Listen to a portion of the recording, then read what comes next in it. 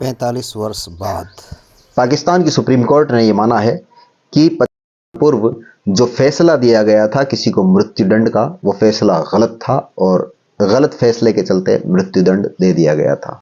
आइए इस वाकये को पूरी तरह विस्तार से जानते हैं। जुल्फिकार अली भुट्टो को किस मामले में हुई थी फांसी और अब सुप्रीम कोर्ट ने क्या माना है? पाकिस्तान के सुप्रीम कोर्ट ने बुधवार को पाकिस्तान के पूर्व प्रधानमंत्री जुल्फिकार अली भुट्टो के खिलाफ चलाए गए मुकदमे में हुई सुनवाई को संविधान के अनुरूप नहीं पाया है। सुप्रीम कोर्ट की 9 जजों की बेंच ने कहा है कि पूर्व प्रधानमंत्री भुट्टो को निष्पक्ष ट्रायल नहीं दिया गया था। जुल्फिकार अली भुट्टो को साल 1979 की 4 अप्रैल को रावलपिंडी में फांसी दे दी गई थी। पाकिस्तान के मुख्य न्यायाधीश काजी फैज ईसा के नेतृत्व वाली पीठ ने यह टिप्पणी पूर्व राष्ट्रपति आसिफ अली जरदारी की ओर से दायर रेफरेंस पर की है। जरदारी ने 2 अप्रैल 2011 को पाकिस्तानी संविधान के आर्टिकल 189 के तहत पूर्व प्रधानमंत्री भुट्टो को दिए गए मृत्युदंड पर सुप्रीम कोर्ट की राय मांगी थी। चीफ जस्टिस काजी फैज ईसा के नेतृत्व वाली पीठ ने कहा है कि इस मामले में निष्पक्ष सुनवाई की शर्त पूरी नहीं की गई। चीफ जस्टिस ईसा ने कहा, लाहौर उच्च न्यायालय में हुई सुनवाई और सुप्रीम कोर्ट की ओर से की गई अपील पाकिस्तानी संविधान के आर्टिकल 4 और आर्टिकल 9 के मुताबिक नहीं की गई। इनके तहत निष्पक्ष सुनवाई और तय प्रक्रिया को मौलिक अधिकार के रूप में देखा गया है। संविधान के आर्टिकल 10A के तहत भी इसे एक मूल अधिकार के रूप में जगह दी गई है। इस बेंच ने इस मामले पर अपनी टिप्पणियां बीती 4 मार्च को रिजर्व कर ली थी। इस मामले में अब तक 7 बार सुनवाई हुई है। पाकिस्तान के राजनीतिक इतिहास में इसे एक अदालती हत्या संज्ञा दी जाती है, अदालती हत्या के रूप में जाना जाता है। लेकिन सुप्रीम कोर्ट की इस टिप्पणी के बाद पाकिस्तान के राजनेताओं की ओर से टिप्पणियां आ रही हैं। पाकिस्तान के पूर्व पीएम शहबाज शरीफ ने इस पर टिप्पणी करके कहा है, एक ऐतिहासिक गलती को ठीक करना संभव नहीं है, लेकिन उसे स्वीकार करके एक नया इतिहास बना है। जुल्फिकार अली भुट्टो को एक वक्त में पाकिस्तान के सबसे ताकतवर नेताओं में गिना जाता था। पाकिस्तान के वाणिज्य मंत्रालय से लेकर विदेश मंत्रालय जैसी जिम्मेदारियां संभालने के बाद उन्होंने पाकिस्तान पीपल्स पार्टी का गठन किया था। इसके बाद 14 अगस्त 1973 को वे पाकिस्तान के प्रधानमंत्री बने, लेकिन इसके मात्र 4 साल बाद 5 जुलाई 1977 को जनरल जियाउल हक ने सैन्य तख्ता पलट कर दिया। इसके बाद एक हत्या के मामले में साल 1979 की 4 अप्रैल को उन्हें फांसी दे दी गई थी। लेकिन भुट्टो को लगता था कि उन्हें कभी फांसी नहीं हो सकती। तो फिर ये कौन सा मामला था जिसने उन्हें फांसी के फंदे तक पहुंचा दिया? पाकिस्तान के पत्रकार शाहिद असलम का एक लेख साल 2021 में बीबीसी के हिंदी पन्ने पर प्रकाशित हुआ था, जिसमें उन्होंने ये वाकया पूरी तफसील से लिखा था कि आज से करीब 49 साल पहले 10 और 11 नवंबर 1974 की आधी रात लाहौर के शादमान कॉलोनी इलाके के एक घर के बाहर बनी पार्किंग से एक मार्क II कार निकली।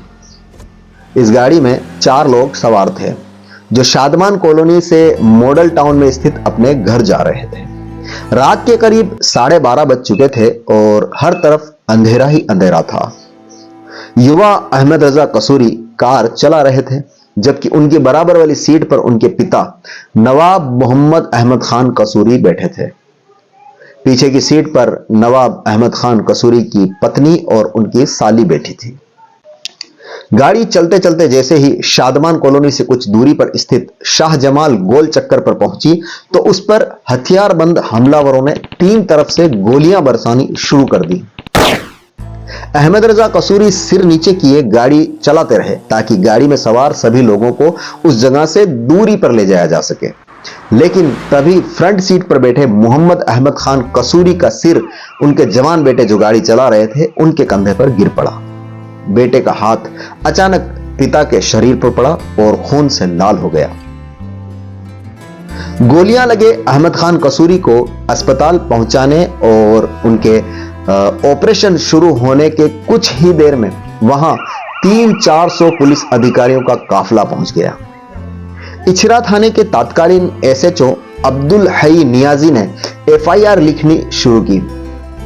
शुरुआती जानकारी दर्ज करने के बाद जब उन्होंने पूछा कि आपको किसी पर शक है कि हमला किसने किया, तो अहमद रजा कसूरी ने तत्कालीन प्रधानमंत्री जुल्फिकार अली भुट्टो का नाम लिया। प्रधानमंत्री जुल्फिकार अली भुट्टो का नाम सुनते ही एसएचओ के हाथ से पेंसिल नीचे गिर गई और उन्होंने चौंक कर कहा कि आपको एफआईआर प्रधानमंत्री के खिलाफ दर्ज करवानी है। जवाब मिला, जी हां। अहमद रजा कसूरी बोले, क्योंकि वो यानी भुट्टो मुझ पर पहले भी कई हमले करा चुके हैं। जब जिम्मेदार वही हैं तो फिर एफआईआर भी उन्हीं के नाम से कटेगी। रजा कसूरी ने उस रात घटी घटनाओं को याद करते हुए इस लेखक को दिए गए इंटरव्यू में बताया कि कुछ देर बाद मैंने दोबारा तहरीर लिखवानी चाहिए। जब मैंने दोबारा तहरीर लिखवानी चाहिए तो वो एसएचओ बाहर चला गया। कुछ देर बाद एसएसपी और डीआईजी दोनों आए और कहने लगे कि आप अपने आसपास देखें, जिसने नवाब साहब पर हमला करवाया हो या किया हो सकता है कोई और हो, आप सीधा प्रधानमंत्री का नाम ले रहे हैं। रजा कसूरी के एक मामा जो सेना में ब्रिगेडियर थे, वे भी अस्पताल पहुंच चुके थे।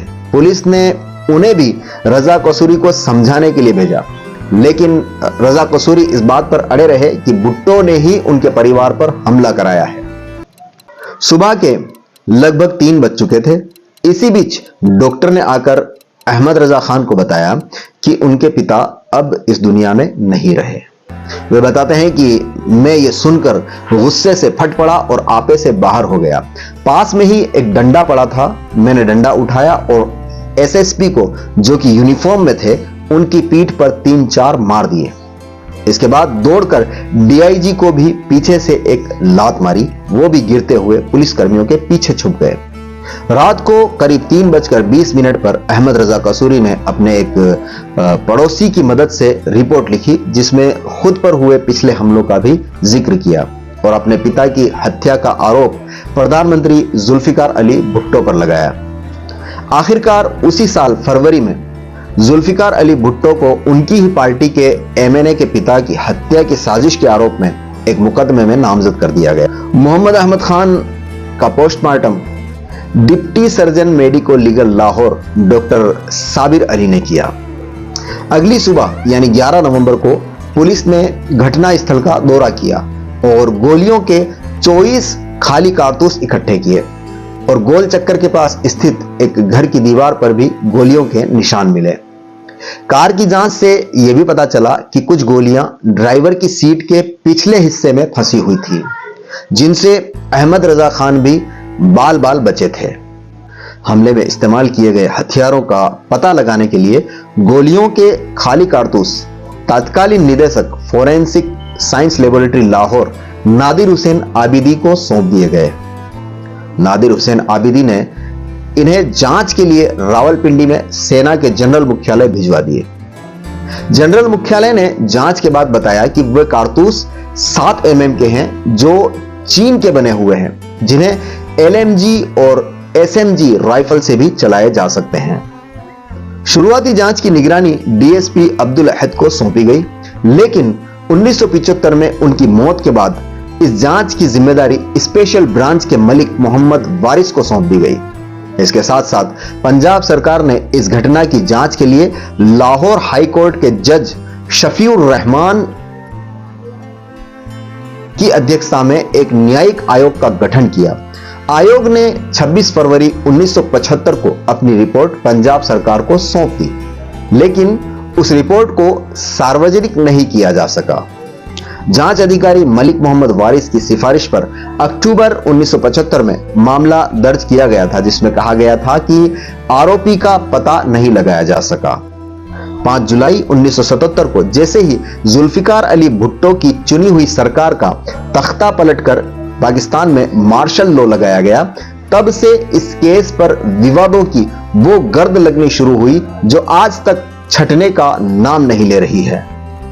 और वे विवाद आज भी पाकिस्तान के राजनीतिक, कानूनी और न्यायिक इतिहास का जिन्न की तरह पीछा करते दिखाई देते हैं। मार्शल लॉ लागू होने के तुरंत बाद संघीय सरकार ने जुल्फिकार अली भुट्टो की बनाई हुई पैरामिलिट्री फोर्स यानी फेडरल सिक्योरिटी फोर्स, इससे कथित राजनीतिक हत्या और अपहरण जैसे गंभीर मामलों की जांच एफआईए को सौंप दी। मार्च 1975 में तहरीक-ए-इस्तिकलाल पार्टी के अध्यक्ष सेवानिवृत्त एयर मार्शल असगर खान पर लाहौर रेलवे स्टेशन पर होने वाले बम हमले की जांच के दौरान एफआईए के उपनिदेशक अब्दुल खालिक को शक हुआ नवाब मोहम्मद अहमद खान की हत्या में फेडरल सिक्योरिटी फोर्स भी शामिल हो सकती है। इसी शक के आधार पर 24 और 25 जुलाई 1977 को यानी मार्शल लॉ लगने के ठीक 20 दिन बाद फेडरल सिक्योरिटी फोर्स के सब इंस्पेक्टर अरशद इकबाल और assistant sub inspector Rana Iftikhar Ahmad से इस मामले के बारे में पूछताछ की गई और दोनों को इस केस में गिरफ्तार कर लिया गया। 26 जुलाई 1977 को दोनों अधिकारियों ने मजिस्ट्रेट जुल्फिकार अली तूर के सामने अपना अपराध कबूल कर लिया, जिसके बाद डायरेक्टर ऑपरेशंस और इंटेलिजेंस मियां मोहम्मद अब्बास और इंस्पेक्टर गुलाम मुस्तफा को भी गिरफ्तार कर लिया गया और उन्होंने भी सब मजिस्ट्रेट के सामने अपना जुर्म कबूल कर लिया। आरोपियों में इंस्पेक्टर गुलाम हुसैन भी शामिल हो गए, लेकिन बाद में वादा सरकारी गवाह बन गए। मसूद महमूद, जिन्हें मार्शल लॉ के लागू होने के तुरंत बाद गिरफ्तार किया गया था, वे भी कैद के 2 महीने बाद भुट्टो के खिलाफ वादा मुआफ गवाह बन गए, जिसके बाद जुल्फिकार अली भुट्टो को भी इस मामले में 3 सितंबर को गिरफ्तार कर लिया गया।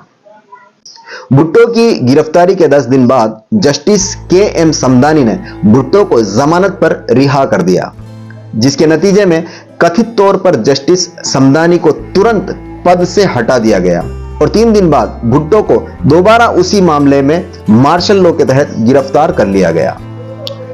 इसी दौरान हाई कोर्ट में नए जजों की नियुक्ति की गई और मौलवी मुश्ताक हुसैन को लाहौर हाई कोर्ट का चीफ जस्टिस बना दिया गया, जो जनरल जियाउल हक के गृहनगर जालंधर से थे। साल 1965 में जब जुल्फिकार अली भुट्टो विदेश मंत्री थे तो मौलवी मुश्ताक उनके विदेश सचिव थे। मामले का अधूरा चालान 11 सितंबर 1977 को मजिस्ट्रेट की अदालत में जमा किया गया और 13 सितंबर को स्पेशल पब्लिक प्रोसिक्यूटर के अनुरोध पर केस सुनवाई के लिए लाहौर हाई कोर्ट में स्थानांतरित कर दिया गया। मुकदमे के दौरान मियां मोहम्मद अब्बास अपने इकबालिया बयान से यह कहते हुए पलट गए कि उनका पहला बयान मजिस्ट्रेट के सामने दबाव में लिया गया था। उन्होंने बयान दिया कि उन्हें ऐसी किसी साजिश के बारे में नहीं पता और न ही मैंने वादा माफ गवाह गुलाम हुसैन या फेडरल सिक्योरिटी फोर्स के किसी भी अधिकारी को इस काम के लिए कोई हथियार मुहैया कराने के निर्देश दिए थे। गुलाम मुस्तफा, अरशद इकबाल और राणा इफ्तिखार अहमद अपने कबूलनामे पर कायम रहे कि उन्होंने उस रात अपने सीनियर्स गुलाम हुसैन और मियां मोहम्मद अब्बास के इशारे पर हमला किया था, जिसमें अहमद रजा खान के पिता की मौत हो गई थी। 2 मार्च 1978 को मुकदमा पूरा हुआ और 18 को केस का फैसला सुनाया गया, जिसमें हाई कोर्ट के 5 जजों ने फैसला सुनाया कि सबूतों से यह बात तय होती है कि जुल्फिकार अली भुट्टो ने फेडरल सिक्योरिटी फोर्स के डायरेक्टर मसूद महमूद के साथ मिलकर अहमद रजा कसूरी की हत्या की साजिश की थी और फेडरल सिक्योरिटी फोर्स के हमले में ही उनके पिता मोहम्मद अहमद खान कसूरी की मौत हो गई थी। जुल्फिकार अली भुट्टो को इस केस में मौत की सजा सुना दी गई। आरोपियों ने हाई कोर्ट के इस फैसले को सुप्रीम कोर्ट में चुनौती दी, जहां 9 जज थे। एक जज जुलाई 1978 में रिटायर्ड हो गए और एक जज को बीमारी के कारण छुट्टी पर भेज दिया गया। 7 अन्य जजों ने फरवरी 1979 को इस अपील पर फैसला सुनाया। 7 में से 4 जजों ने लाहौर उच्च न्यायालय के फैसले को बरकरार रखा, जबकि 3 ने जुल्फिकार अली भुट्टो को आरोपों से बरी कर दिया। सुप्रीम कोर्ट से अपील खारिज होने के बाद 4 अप्रैल 1979 को जुल्फिकार अली भुट्टो को फांसी दे दी गई।